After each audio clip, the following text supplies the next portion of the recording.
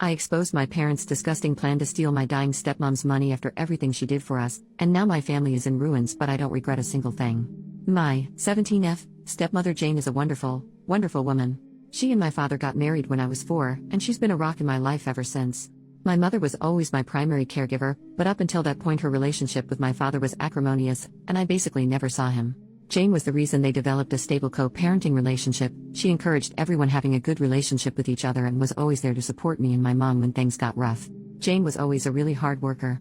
When she met my dad, he was living out of a hotel and my mother was doing everything in her power to keep me away from him because she was petty and angry that their relationship didn't work out.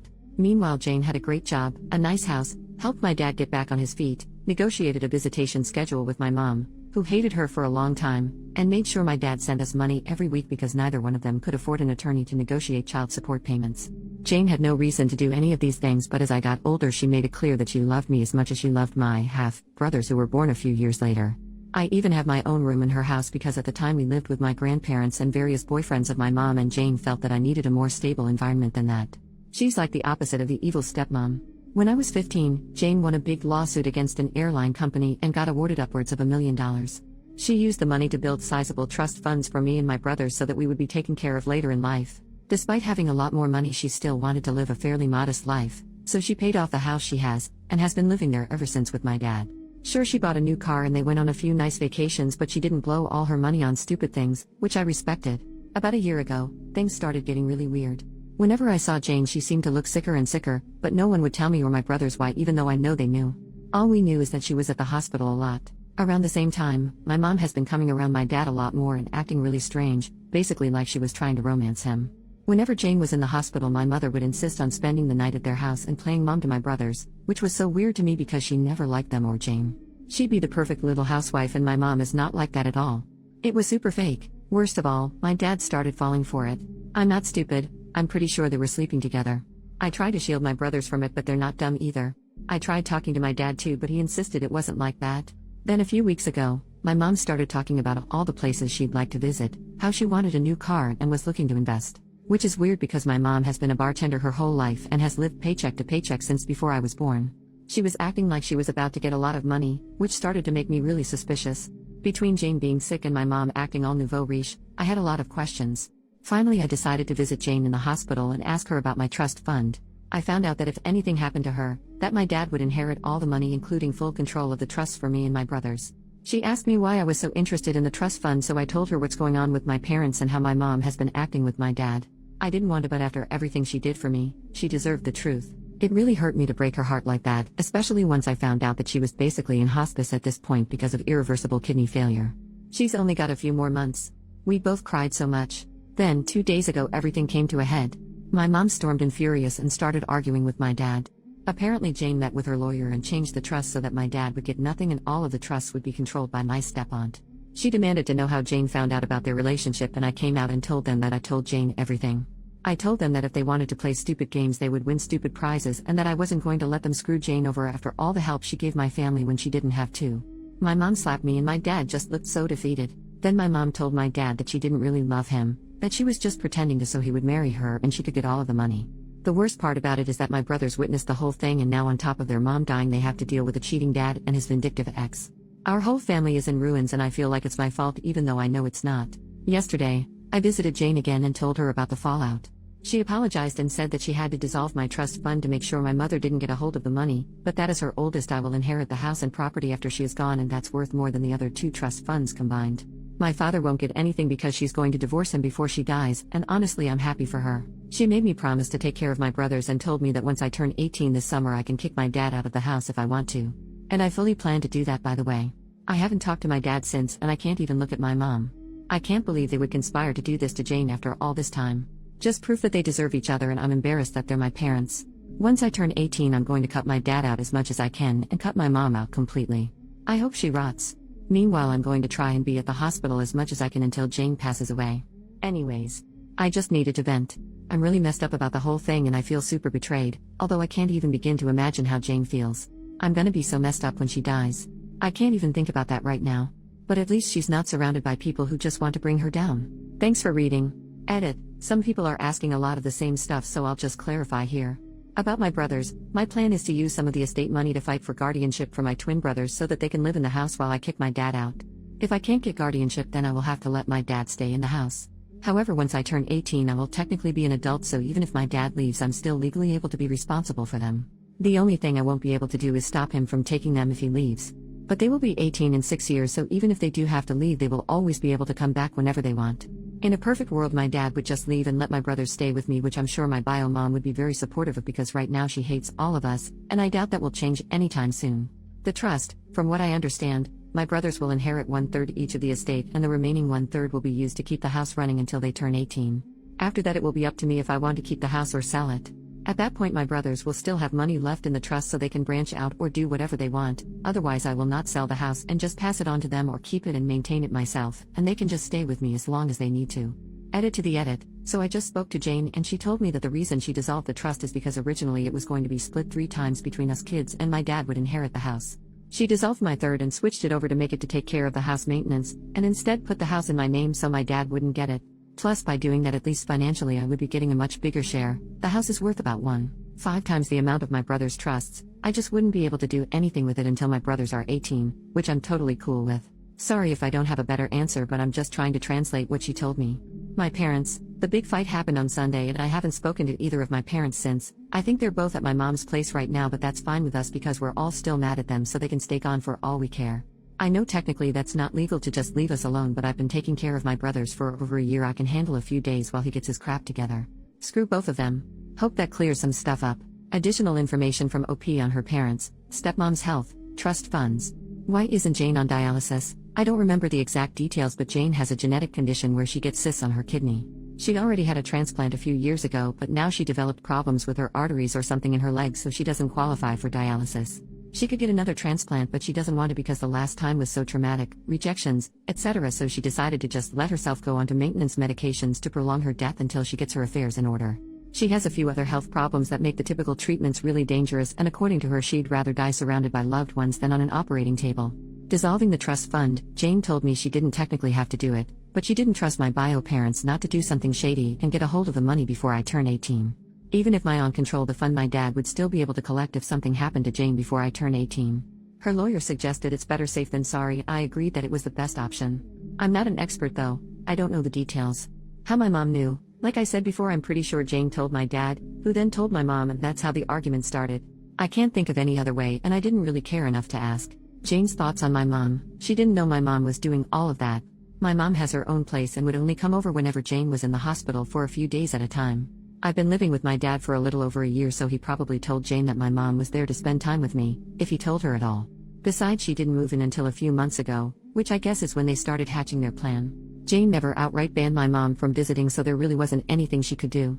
The money in the house, the remainder of the money belonging to the estate that hasn't been put into trust for my brothers, is going to be used to maintain the house, utilities, taxes, etc., until my brothers are 18, and then I can either choose to sell the house or keep it and maintain it myself if I'm able to. I plan to go to school in that time and get a better job with the goal of keeping the house, but if I can't, then I have the option to sell it. Not that I will, but that's how it was explained to me.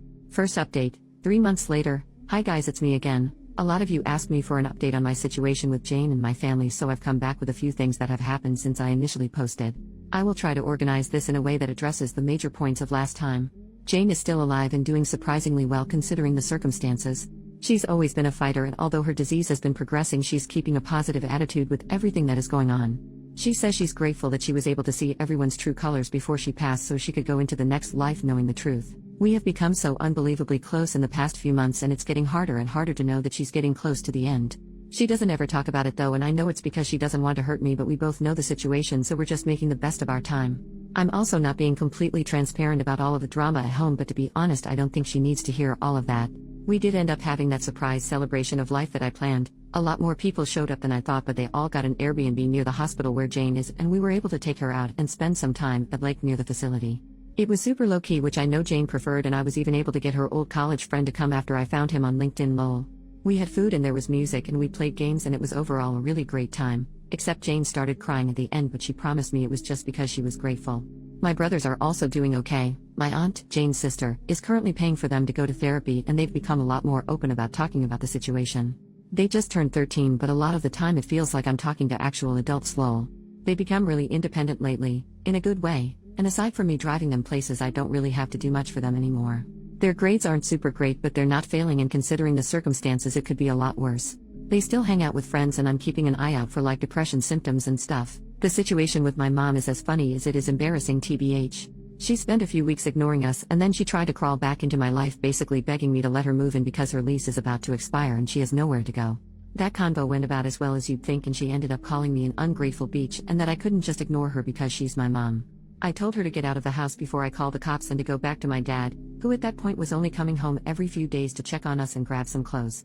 After that, she tried coming by a few times, and when I wouldn't open the door she would lose her mind and start yelling through the neighborhood. After 3 instances of this, I finally called the cops, but because I'm 17 they told me there's a possibility that I would have to go home with her since technically I'm a minor and need to be with a custodial parent. I told them no way because I was the only one watching my brothers at the moment. That led to a whole thing where after a few hours my dad basically showed up, and I was allowed to stay there because there was finally an adult present, and I'd basically lived there for over a year. After that, the cops firmly told my mom that if she keeps showing up and causing drama, my neighbors confirmed that she'd been there a few times screaming, that they would arrest her for trespassing since technically it was Jane's house and not hers. She left and hasn't tried coming to the house anymore, but for a while she would call me constantly telling me I owed her, and all kinds of stuff. She's now blocked on everything, and anything she needs to say to me gets filtered through my dad. As for my dad, well, since he's basically required to be here for another 2 months until I turn 18, we've basically just avoided each other. It's not too bad though, because I've been heavily relying on guilting him for everything to get my way. For example, he was going to contest the divorce, but I threatened to kick him out when I turn 18 if he does that, so he just signed all the paperwork for a quickie divorce and is basically doing whatever Jane tells him to do. I don't openly disrespect him or anything, he's still my dad, but I've made it clear that I have no intentions on doing anything he says ever again, and he doesn't fight me on it. Most of the time he's just in his room, and sometimes he'll go back to my mom's, but only for a day or two before they argue and she kicks him out again, lol. I haven't decided whether or not I'll kick him out yet, and we haven't talked about it either, so I'm kind of playing it by ear. As for me, I'm handling everything as good as I can. I found a new job where I make a little more money, so I've been focusing on saving as much as I can and just being there for my brothers. Between working in school and visiting Jane, I've been so busy I haven't really had time to really stop and think about everything, but I know it'll come. One of my friends has really stepped up and helped me manage everything, and I'm super grateful to him for being there for me and my brothers, so we'll see how that goes. Anyways, I wish I had something more exciting to share, but that's what's happened since my last post. Thanks again for all the support on my last post. Final update, 7 months later. Hello everyone, it's me again. I've gotten quite a few messages in the past months asking for an update, so I'm going to post my final update here and hope that it's enough to answer the questions everyone has been asking. I'm sorry that it took so long to update, but a lot has been going on. As many of you may already assume, Jane passed away early fall of this year. It was very traumatic and sudden, but the silver lining is that she exceeded every doctor's expectation for her life, and when she did go, she was surrounded by family, including me, my brothers, and my dad. She was on palliative care and felt no pain except for a brief moment right at the end, and we are all very grateful for that. Towards the end, Jane was physically pretty much done, but her mind was as sharp as ever. I took the advice of many of you here and recorded some voice notes for my brothers. I originally wanted to do video, but by the time we were able to do it, we both decided they didn't need to remember her wrapped in tubes and in a hospital gown. She also wrote many letters for her friends, family, and even for me to open when I reached certain milestones. She gave me one to open right after she passed away, and while I won't share too many details, I can say with absolute certainty that she is and forever will be who I consider my mother without question. It was very, very emotional for everyone, and although it has been a few months, I'm still very heartbroken about her no longer being with us. She was a kind, gentle woman, and in my heart she is everything I aspire to be. My brothers are obviously very hurt about our mom dying, but just like before, they are taking it surprisingly well. They are still going to therapy both together and separately, and we have a lot of conversations whenever they feel like talking.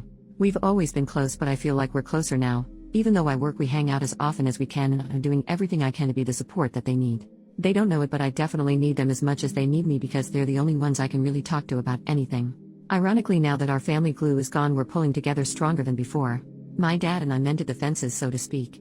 We went to a few therapy sessions together where he took full responsibility for his behavior, and I've forgiven him as much as I can, especially since he eventually started doing everything he could to be there for Jane at the end, even though they still went through with the divorce. He's still living with us and things are a little tense, but they're much better than before. He's my dad and I love him, but he was also broken by Jane's condition and he wasn't able to cope in a healthy manner. Her dying really brought some light into his eyes, so to speak, and now he's really stepping up to be the man he was supposed to be. A lot of people commented saying too little too late, but again, he's my dad, and for my own mental health I have chosen to forgive him. As far as I know, my bio mom pretty much vanished off the face of the earth when I turned 18. She tried a few times to convince me to let her live with us, but I wasn't having any of it. Even my dad told her he's officially done, and after we all blocked her on everything, she stopped reaching out. She doesn't have any relatives who talk to her, so I don't have to worry about that, but I did hear from people who follow her on Facebook that she has a new boyfriend that she's living with. I don't want to stalk her or anything, I really don't care. She hasn't come to me with any kind of apology, so to be honest, she can get bent. It's a little hard for me to think that she'd just walk away the second I turned legal just because she didn't get any of Jane's money, but oh well, true colors and all that. Guess 18 years was too long to pretend to care. I'm just so angry with her, I don't want anything to do with her anymore. Maybe that will change one day, but I'm not holding my breath. As for me, I'm doing pretty okay. I decided to take a year before I start college to handle all of this bull crap, and I'm still at my same job, so I'm saving up money wherever I can.